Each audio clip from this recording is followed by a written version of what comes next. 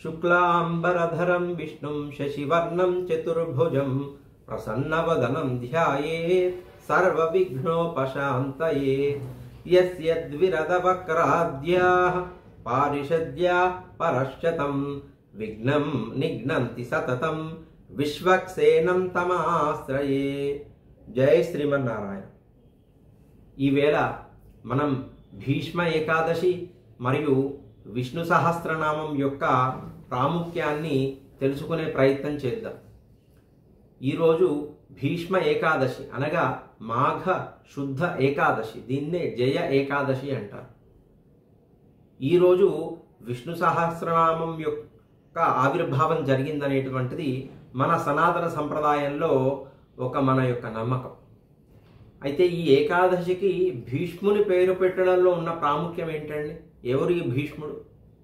మనకు తెలుసు కదా, మహాభారతంలో అత్యున్నతమైనటువంటి వ్యక్తులలో ఒకరు భీష్మ పితామహుడు. ఎవరండి ఈ భీష్ముడు? శంతన మహారాజు గారికి గంగాదేవికి జన్మించినటువంటి 8 మనువులలో ఆఖరి మనువు అయినటువంటి అతను దేవవ్రతుడు. కాలక్రమేణా శంతన మహారాజు గారిని ఈ భీష్ముడు, ఆ దేవవ్రతుడు జన్మించిన తర్వాత గంగాదేవి ఇతన్ని వదిలిపెట్టడం జరుగుతుంది. అదంతా మనకు తెలుసు. తర్వాత శంతన మహారాజు గారు మత్స్యగంధిని మోహిస్తే మత్స్యగంధి గారి యొక్క తండ్రి ఒక షరతు పెడతాడు. నా బిడ్డను గనుక మీకిచ్చి వివాహం చేయదలిస్తే నా బిడ్డ యొక్క సంతానమే రాజ్యాన్ని ఏలాలి అని చెప్పి, దానికోసమని తండ్రి గారి యొక్క కోరికను తెలిసిన వాడై దేవవ్రతుడు తండ్రి గారిని సంతోష పెట్టాలని చెప్పి ఈ మత్స్యగంధి వారి యొక్క తండ్రి గారి దగ్గరికి వెళ్ళి, ఏం పర్వాలేదు, మీ అమ్మాయికి మా నాయనగారికి పెళ్ళైన తర్వాత వచ్చే సంతానమే ఈ రాజభోగాలను అనుభవిస్తారు, నేను మాత్రం రాజభోగాలను అనుభవించను అంటే ఆమె తండ్రి గారు లేదు, దానికి ఏం నమ్మకం, గ్యారెంటీ ఏముంది అంటే, రేపొద్దున నువ్వంటే బాగానే ఒప్పుకున్నావు, తర్వాత నీ సంతానం ఒప్పుకుంటారంటే అయితే నేను పెళ్ళే చేసుకోను అనేటువంటి భీషణమైనటువంటి ప్రతిజ్ఞ చేసినటువంటి వాడు దేవవ్రతుడు భీష్ముడయ్యాడు. అందుకే కదా భీష్ముడు. ఆ భీష్ముని యొక్క ప్రత్యేకత మనం సనాతన సంప్రదాయంలో ఈవేళ బాగా ఆచరిస్తున్నాం.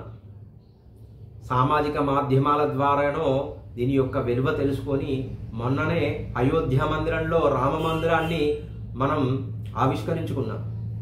మనం విశేషంగా మొట్టమొదట చైత్రమాసంలో రాముణ్ణే ఆరాధిస్తాం. అయితే మనం కేవలం ఆరాధిస్తాం, కానీ మనకు భీష్ముడు చాలా ఆదర్శం అండి. ఆయన ఆరాధించడం కాదు, రాముడు ఆచరించినట్టే ఆచరించాడండి. చూసారా, భీష్ముడు చేసింది ఏంటండి? మన రామచంద్ర స్వామి సత్యవాక్యో దృఢవ్రత కదా అండి. ఆయన లక్షణాలు నారద మహర్షిని వాల్మీకి అడుగుతాడు కదా, ఎవరండి సత్యవాక్యో దృఢవ్రత? మన రామచంద్ర స్వామి. సత్యవాక్ పరిపాలన, దృఢవ్రత, ఏదన్నా నియమం వ్రతం అనుకుంటే దృఢవ్రత. మన భీష్ముడిలాగానే భీషణ ప్రతిజ్ఞ చేశాడు కదా. అంటే రాముడు అంటే ఎంత ఆదర్శమో మన భీష్ముడు చూడండి. అంటే మనము కూడా ఆ రామాయణము రాముణ్ణి ఆరాధించడమే కాదు, మనము రాముడి క్వాలిటీస్ని ఆచరించాలనేటువంటిది భీష్ముడు మనకు చెప్పాడు. అందుకనే ఆయన మనం విశేషంగా ఈరోజు స్మరించుకోవాలి. కాబట్టి ఈ ఏకాదశికి భీష్మ ఏకాదశి. చూడండి, రాముడు ఎంత ధర్మాత్ముడో భీష్ముడు చూడండి. తండ్రి గారి యొక్క సంతోషం కోసము తాను వివాహం చేసుకోకుండా ఒక భీషణమైన ప్రతిజ్ఞ చేశాడు. అంటే అంతిమంగా దీని యొక్క ఉద్దేశం ఏంటండి? ఒకరి సంతోషం కోసం అవసరమైతే మన యొక్క సుఖములను త్యాగం చేయాలి. అదే కదా మనకు రామాయణం రాముడు ఆచరించి చూపించినది. ఒకడు సంతోషిస్తాడంటే మనం బాధపడ్డా పర్వాలేదు, కానీ ఒకరి సంతోషాన్ని మనం కాంక్షించాలి. అది మనిషి మానవాళి యొక్క అదొక అంతిమ లక్షణం, వాడి యొక్క ప్రయోజనం. తాను ఎలా ఉన్నా తన చుట్టూ ఉన్న సమాజం సంతోషంగా ఉండాలని చెప్పి భీష్ముడు చేసినటువంటి ప్రతిజ్ఞ. ఆ తర్వాత ఈరోజు విష్ణు సహస్రనామం కూడా జన్మించిందండి. అదేలాగో చూద్దాం. అయితే ఈ భీష్ముడు ఆయన మాట అన్న ప్రకారం ఎక్కడా వివాహం చేసుకోలేదు, ఆజన్మాంతం బ్రహ్మచారిగా ఉన్నాడు. పోనీ ఆయన ఏమీ చాతగాడి వాళ్ళలాగా ఉన్నాడా? సరే నేనేం చేయనయ్యా అని పక్కకు కూర్చున్నాడా? కురువంశాన్ని ఏమాత్రం ఆపేక్ష లేకుండా ఎప్పుడూ కాపాడుకుంటూ ఉన్నాడు. ఆయన ఏ రోజు అధికారకాంక్షను, అధికారాన్ని నిలబెట్టాడు కానీ ఎప్పుడూ అనుభవించలేదు. ఆ రకంగా భీష్ముడు అన్ని సాక్రిఫైస్, త్యాగము, ఈ త్యాగానికే మనం భీష్ముడిని ఈవేళ స్మరించుకుంటున్నాం. అయితే కురుక్షేత్ర సంగ్రామం జరుగుతున్నప్పుడు భీష్మ పితామహుడు ఆయనకు తెలుసు, ఆయనకు ముందే తెలుసు, ఆయనకు శ్రీకృష్ణ పరమాత్మ పైన పూర్తిగా విశ్వాసము చాలా నిండి ఉన్నది. ఎప్పుడైతే యుద్ధం అనివార్యమైంది, కానీ ఆయనకు తెలుసు కృష్ణుడు ఎటున్నాడో, ధర్మం ఎటుందో అది జయం అయిపోయింది. అయితే కురుక్షేత్ర యుద్ధం జరుగుతుంటే 10వ రోజు భీష్మ పితామహుడి యొక్క పరాక్రమము అయిపోయి ఆయన అంపశయ్య మీద పడుకొని ఉన్నాడు. ఉన్న తర్వాత ఇదంతా సంజయుడి ద్వారా ధృతరాష్ట్రుడు వింటున్నాడు, గాంధారి వింటుంది. విన్న తర్వాత ఎప్పుడైతే ధృతరాష్ట్రుడికి సంజయుడు చెప్తున్నాడో అప్పుడు దాని ద్వారా గాంధారి విన్నది, అయ్యో భీష్మ పితామహుడు నేల కొరిగాడే, మరి తర్వాత మన యొక్క సంతానానికి ధర్మాన్ని ప్రబోధించేవారు, నేర్పించేవారు ఎవరు? చూడండి, ఆయనే అంతకుముందు యుగంలో ఉన్నటువంటి త్రేతాయుగంలో రాముణ్ణి ఆదర్శంగా తీసుకొని ఆచరించిన వాడే. అటువంటి ఆచరణ మళ్ళీ వీరికి బోధించేవారు ఎవరు అని చెప్పి బాధపడ్డారు ధృతరాష్ట్రుడు, గాంధారి. అప్పుడు సంజయుడు అడుగుతున్నాడు వీళ్ళని, ఏమమ్మా ఇప్పటికీ తెలుసునా నీ సంతానం అనుకుంటున్నావు, ధర్మం ఎటువైపు ఉంది, కృష్ణుడు ఎటువైపు ఉన్నాడు, ఇంకా నా పిల్లలను తల్లడిస్తావి అంటే, నాకు తెలుసయ్యా నా పిల్లలు కౌరవులు చేసినటువంటి అకృత్యాలు అన్నీ కావు, కానీ పాండవులు కూడా నా సంతానమే కదా, రేపు పొద్దున ఈ సామ్రాజ్యాన్ని నడిపేది వారే కదా, వారికైనా ధర్మాన్ని బోధించేవారు ఎవరు అని చెప్పి నాకు బాధ ఉన్నది అంటే, అది కృష్ణుడు గమనించాడండి. కృష్ణుడు సర్వాంతర్యామి కదా. ఆహా అని చెప్పిన తర్వాత కృష్ణుడికి అప్పుడే ఆలోచన వచ్చిందండి. ముందు యుద్ధం ప్రారంభమయ్యేటప్పుడు అర్జునుడేమో నేను యుద్ధమే చెయ్యనన్నాడు. అందరినీ తాతలు తండ్రులు చంపిన తర్వాత వచ్చే నెత్తురుకుడు నాకెందుకని యుద్ధం చెయ్యనంటే, యుద్ధ భూమిలో భగవద్గీతను అర్జునుడికి కృష్ణుడు ఉపదేశం చేశాడు. చేసి నువ్వు నిమిత్త మాత్రుడవయ్యా, అంతా నేను చేస్తున్నాను, నువ్వు చేసేది ఏం లేదని చెప్తే అప్పుడు అర్జునుడు యుద్ధం చేశాడు. కానీ భగవద్గీత అయిపోయింది, యుద్ధం అయిపోయింది. కానీ యుద్ధం మధ్యలో అంత భగవద్గీతను విన్నటువంటి అర్జునుడు మళ్ళీ అభిమన్యుడు చనిపోయిన తర్వాత అతనికి పూర్తిగా కృష్ణుడు అంటే ఎవరు, ఈ జీవాత్మ అంటే ఎవరు, పరమాత్మ అన్ని భగవద్గీతలో కృష్ణుడు చెప్పాడు కదా. అయినా కూడా పుత్రవాత్సల్యంతో అభిమన్యుడు చనిపోగానే కృష్ణుడి మీదకి మళ్ళీ నిష్ఠూరాలు ఆడాడు, నువ్వే ఉండి దగ్గరుండి ఇది ఆపలేకపోయావని. కానీ తెలుసు కదా ఎవరి కర్మ వారిది కదా అని కృష్ణుడు చెప్పాడు కదా ఆల్రెడీ. ఆ రకంగా యుద్ధం అయిపోయినా కృష్ణుడి మీద కొంత అసహనంగా నువ్వు ఉండి కూడా ఇంత అన్యాయం అక్రమం జరుగుతుంది అని అంటే భగవద్గీత వీడికి వంట పట్టలేదు. పూర్తిగా విన్నాడు కానీ వంట పట్టలేదు. మరొక సందర్భం కోసం చూస్తున్నాడు. మళ్ళీ ఎవరైనా అడిగితే బాగుండు చెప్పాలి, కానీ నేను చెప్తే వీడికి ఎక్కడది లేదు వీళ్ళకి అని చెప్తే ఒక సందర్భం వచ్చింది. యుద్ధం అంతా అయిపోయింది. అయిపోయిన తర్వాత కృష్ణుడు పాండవులు సరదాగా ఎక్కడో పాపం భీష్ముడేమో ఉత్తరాయణ పుణ్యకాలం వచ్చేంత వరకు వేచి ఉండాలి. ఎందుకంటే ఆయనకు ఎప్పుడైతే భీషణ ప్రతిజ్ఞ చేశాడో శంతన మహారాజు గారు వారి భీష్ముడి తండ్రి ఒక వరం ఇచ్చాడు, నాయన నువ్వు ఇంత త్యాగం ఎవరు చేయలేరు, ఎప్పుడైతే ఎవరి చేతిలో మరణం ఉండదు, నువ్వు కోరుకున్నప్పుడే నీకు మరణం వచ్చు కాక అని చెప్పి ఆయనకు వరాన్ని ఇచ్చింది. ఆ వరాన్ని ఉపయోగించుడు భీష్ముడు దక్షిణాయన పుణ్యకాలం అంతా ఆగి ఉత్తరాయణంలో మరణం పొందామని అనుకుంటున్నాడు. అదేంటండి, ఎక్కడైనా దక్షిణాయన పుణ్యకాలంలో పోతే మోక్షం రాదా? ఉత్తరాయణంలోనే వస్తుందా అంటే అది అలా అంటారు. కానీ అటువంటి మహాత్ముడు అష్టమి రోజు పోతే ఏంటి, అమావాస్య రోజు పోతే ఏంటి, దక్షిణాయనం ఏంటి, ఉత్తరాయణం ఏంటండి? అటువంటి మహాత్ముడు ఆయన మరణించిన తర్వాత ఆయన శరీరాన్ని వదిలితే ఆయన మోక్షానికే పోయేది. కాకుంటే ఉత్తరాయణం వరకు ఆగడం ఎందుకంటే భీష్ముడికి ఒకటి ఉందండి, ఇంతవరకు నేను ధర్మాన్ని నిలబెట్టాను, కానీ తర్వాత ధర్మాచరణ పూర్తిగా ఇంకొకరికి అందించిన తర్వాత నా ప్రమేయ నా అవసరము ఇక ఈ భరత వంశానికి లేదు అన్న రోజు నేను నిష్క్రమిస్తాను అని చెప్పి ఆయన అనుకున్నాడు. అంతేగాని మనకు తెలియక దక్షిణాయనం ఉత్తరాయణం అనుకుంటున్నాం. సరే, ఉత్తరాయణం మంచిది, ఆయన దక్షిణాయనంలో పోయినా అష్టమి రోజు పోయినా అమావాస్య రోజు పోయినా ఆయనకు మోక్షమే. అయితే ఉత్తరాయణ పుణ్యకాలం వరకు వేచి ఉండడానికి కారణము ఇక్కడ కృష్ణుడు పన్నాగం పన్నుతున్నాడు.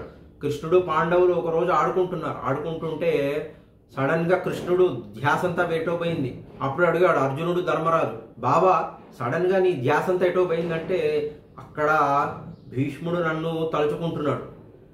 అతను పరమ భక్తుడయ్యా, నేను ఉన్నాను మీ మధ్యన తిరుగుతుంటే మీరందరూ నన్ను బాబా అనుకుంటున్నారు, నేను పరమాత్మను, నేనే సర్వము అని తెలిసినటువంటి భీష్ముడు నన్ను స్మరించుకుంటున్నప్పుడు ఆయన దగ్గరికి పోవాలి. ధర్మరాజా, ఇక రాజ్యం చేయాల్సింది నువ్వే అంటే అప్పుడు ధర్మరాజు, బాబా నేను ఈ రాజ్యం నేను ఇంతమందిని పోయిన తర్వాత, అప్పుడేమో అర్జునుడు నేను యుద్ధం చేయనన్నాడు, ఇప్పుడు ధర్మరాజు ఏమో నాకు ఈ రాజ్యాలు వద్దు, ఈ భోగాలు వద్దు, ఇంతమందిని చంపి నేను ఈ రాజ్యాన్ని అనుభవించాలా అంటే వీడికి బుద్ధి నేను చెప్తే కాదు, ఇంతకుముందుకు అర్జునుడికి చెప్తే సగమే ఎక్కింది, లేదు అని చెప్పి పద మనం భీష్ముడు వారి దగ్గరికి పోదామని చెప్పి భీష్ముడి దగ్గరికి పోయిన తర్వాత ఆయన అంపశయ్య మీద ఉండి నిద్ర ఆహారాలు లేవు, కనీసం మంచినీరు కూడా తీసుకోవటం లేదు, శరీర బాధలో ఉన్నాడు. పోయిన తర్వాత కృష్ణుడు ధర్మరాజు అందరూ భీష్ముడి దగ్గరికి పోగానే ముందుగా భీష్ముడు కృష్ణ పరమాత్మను చూసి ఆయనను చూసే వరకే ఈయనకి ఎంత ప్రసన్నత అంటే పరమాత్మనే నా ముందు ఉన్నాడు కదా అని చెప్పి కృష్ణ పరమాత్మను చూడగానే కృష్ణ పరమాత్మ ఈయనకు మందస్మితో మధుర భాషణ భూషణ స్త్రీ మంచి మధుర వాక్కులు పలుకుతూ, భీష్మ ఇక నీ సమయం ఆసన్నమైంది, కానీ నీ అవతారము నిష్క్రమించేలోపు నువ్వు చేయాల్సిన పని ఒకటి ఉందయ్యా. పూర్తిగా ధర్మశాస్త్రాలన్నీ తెలిసి ఆచరించిన వాడు, అన్ని తెలిసిన వాడివి మరియు ఆచరించిన వాడివి, తర్వాత జనరేషన్స్కి నువ్వు చెప్పకుంటే ఆ ధర్మం అక్కడే ఆగిపోతుందంటే పరమాత్మ అన్నీ నువ్వుండగా అన్నీ తెలిసిన నీ ముందట నేనెక్కడ చెప్పేదయ్యా అంటే అన్నీ నువ్వు తెలుసు కదా, నువ్వు చెప్పొచ్చు కదా, ఇంత శరీరంలో ఇంత బాణాలు పొడిపించుకొని పడుకున్న బాణాల మీద పడుకున్నటువంటి నాతోని ఇచ్చే ఉద్దేశం ఎందుకయ్యా అంటే లేదు చూడయ్యా, సముద్రం నీరు ఎప్పుడైనా ఉప్పుగా ఉంటుంది, నీకు దాహమైంది, సముద్రంలో నీళ్లు తాగితే నీళ్లు తాగగలుగుతావా, దాహం తీరుతుందా? కానీ అదే సముద్రము భానుడి ద్వారా పైకి వెళ్ళి వర్షం రూపకంగా వస్తే ఆ నీరు తీయగా ఉంటుంది, అది పానయోగ్యం, తాగడానికి వీలుగా ఉంటుంది. అదే రకంగా నేను సముద్రమే అయ్యా, కానీ నా దగ్గరలో ఉంచిన నీరు వీళ్ళకు అంత పానయోగ్యం కాదు, నన్నించి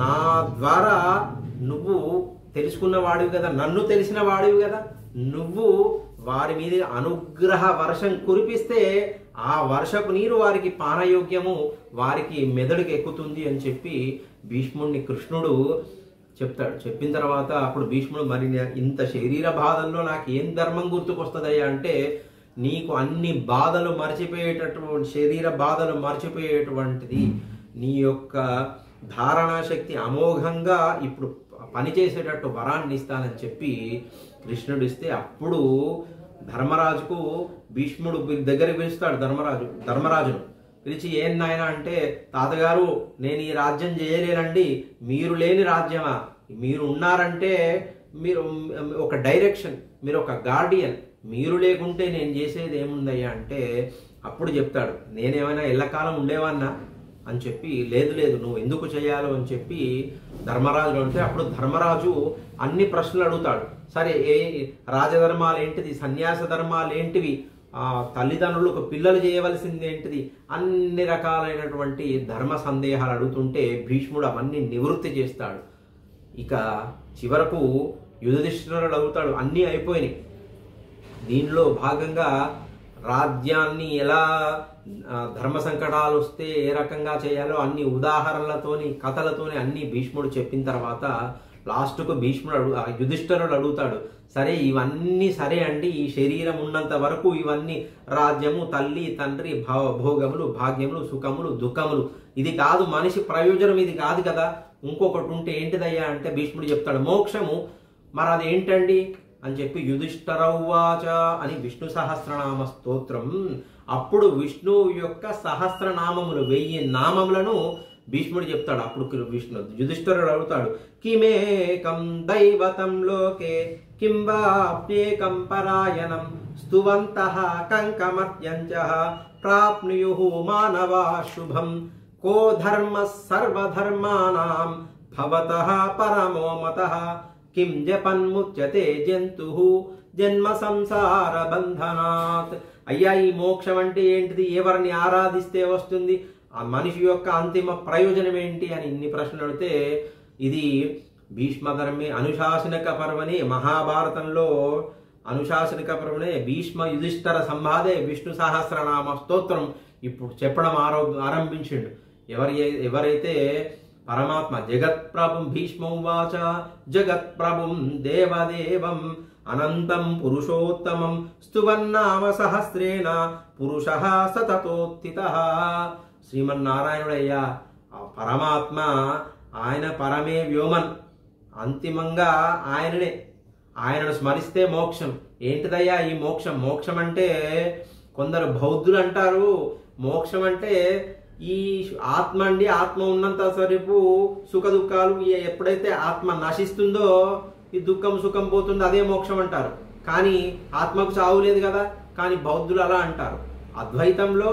అద్వైతంలో ఎప్పుడైతే ఆత్మ చుట్టూ మాయ అవిద్య ఉంటుందో అది తొలగిపోతే ఈ పరమాత్మ జీవాత్మ సమానమే అంటారు. కానీ విష్ణు సహస్రనామంలో విశిష్టాద్వైత రీత్యా ఆత్మ యొక్క స్వరూపం, పరమాత్మ స్వరూపాన్ని చెప్పి యుధిష్ఠిరునికి, ఇది నాయన మనము పరమాత్మ సమానం, సామీప్యం దగ్గరికి పోతాం, రూపం వస్తుంది. కానీ గుణ, వీర్య, ఐశ్వర్య, బల, శక్తి అటువంటి 6 గుణాలు ఆయనకున్నవి, ఆయనకున్నంత మనకు లేవు అని చెప్పి ఆ పరమాత్మ శ్రీమన్నారాయణుడు పరతత్వ నిరూపణ, మోక్షం పొందడం అంటే ఏంటి, మోక్షం ఎలా పొందాలి అని చెప్పి అన్ని విష్ణు సహస్రనామం 1000 నామాల యొక్క అంటే ఆయన క్వశ్చన్స్ అడుగుతున్నా కొద్దీ యుధిష్ఠిరుడు భీష్ముడు చెప్తే లాస్ట్కు దీనికి ఎవరండి ప్రొసైడింగ్, స్టాంప్ వేసి అథెంటికేషన్ చేసింది విష్ణు సహస్రనామానికి ఇంత గొప్పతనం రావడానికి ఈశ్వరుడు అండి. ఈశ్వరోవాచ శ్రీరామ రామ రామేతి రమే రామే మనోరమే సహస్రనామ తత్తుల్యం రామనామ వరాననే. అదే ఈశ్వరుడు ఆథెంటికేట్ చేశాడండి, దిస్ ఈస్ ద ఫైనల్ మోక్షమిచ్చేత జనార్దన అని చెప్పి విష్ణు సహస్రనామ ప్రాశస్త్యాన్ని భీష్ముడు యుధిష్ఠిరుడికి చెప్పాడు. ఈ రకంగా యుధిష్ఠిరుడు ఆ రోజు అర్జునుడు యుద్ధం చేయనన్నవాడు చేశాడు, ఇప్పుడు యుధిష్ఠిరుడు రాజ్యం చేయనన్నవాడు రాజ్యాన్ని చేబునుతాడు. అయితే ఈ విష్ణు సహస్రనామానికి చాలా విశిష్టత ఉందండి. 2 సాక్షాత్తు పరమాత్మ భగవద్గీత అర్జునుడికి చెప్పాడు, కానీ భగవంతుని సమక్షంలో ఒక 2 గాథలు భగవంతుడు విని సంతోషించినాయండి. ఆయన గురించి ఆయన విని సంతోషించినటువంటి సందర్భాలు 2 అండి. ఏవో తెలిసిన, రామావతారంలో రామచంద్రస్వామి సీతమ్మ వారు రావణాసుడితో యుద్ధం అయిపోయిన తర్వాత సీతమ్మ వారు కలిసి కొన్ని రోజులు రాజ్యం చేసిన తర్వాత సీతమ్మ వారు ఎవడో రజకుడు చాకలివాడు అన్నాడని చెప్పి ఆ అడవిలోకి పోయిన తర్వాత లవకుశులు జన్మించారు కదా. లవకుశులు అయోధ్య పట్టణంలోకి వచ్చి రామచంద్ర స్వామి వారి ముందు వినుడు వినుడి రామాయణ గాథ వినుడి మన గాథ, వినుడు వినుడి రామాయణ గాథ వినుడి మన గాథ అని చెప్పి రామచంద్ర స్వామి గురించి రాముడి ముందడనే పాడాడు ఒక సందర్భం. ఆ తర్వాత కృష్ణావతారంలో శ్రీకృష్ణ పరమాత్మను ముందు ఉంచుకొని సాక్షాత్తు జనార్దనుని ముందు ఉంచుకొని జనార్దనుడు వింటుండగా జనార్దనుడి గురించి యుధిష్ఠరునికి తద్వారా లోకానికి అందరికీ భీష్మ పితామహుడు పరమాత్మ ఆనందిస్తుంటే సాక్షాత్తు ఆ పరతత్వాన్ని నిరూపణ చేసి చెప్పాడు కదా. ఈ రెండు సందర్భాల్లో పరమాత్మనే సంతోషంగా ఆయన గురించి వినడం అనేది రెండు సందర్భాలే అయ్యా. ఆ రకంగా విష్ణు సహస్రనామ స్తోత్రం రామాయణం ఎంత పవిత్రమో విష్ణు సహస్రనామ స్తోత్రం కూడా అంతే పవిత్రము. మనకు పరమ ఉత్కృష్టమండి. మన యొక్క అంతిమోపాయం ఇదేంటంటే భీష్ముడు మనకు చెప్పింది అంతిమోపాయం. మానవ జన్మ యొక్క ఏంటిదండి ప్రయోజనం? ఈ శరీరం ఉన్నంతసేపు దీనికోసం పాకలాడతాం, కానీ దీని తర్వాత అంతిమ ఉపాయం ఎవరంటే మోక్ష శ్రీ భీష్మ యుధిష్ఠర సంవాదే మోక్షం గురించి యుధిష్ఠరుడికి భీష్ముడు అందించినటువంటిదే ఈ విష్ణు సహస్రనామ స్తోత్రం.